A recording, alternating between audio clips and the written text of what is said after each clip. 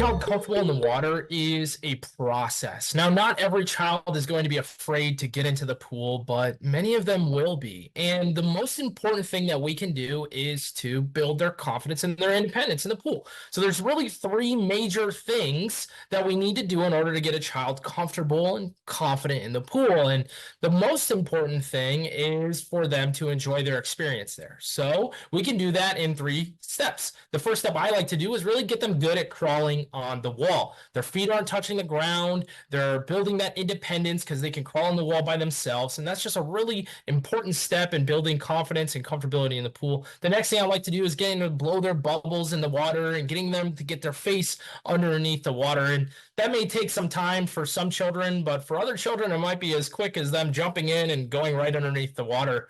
And once they really get good at going underwater and holding their breath, then you need to get them comfortable and confident on their back. And that can be the most challenging thing. But if you start slow and get one ear in and then the other ear in, and then slowly get them on their back, maybe by putting their head on your shoulder, you're going to have a much more confident child in and around the pool.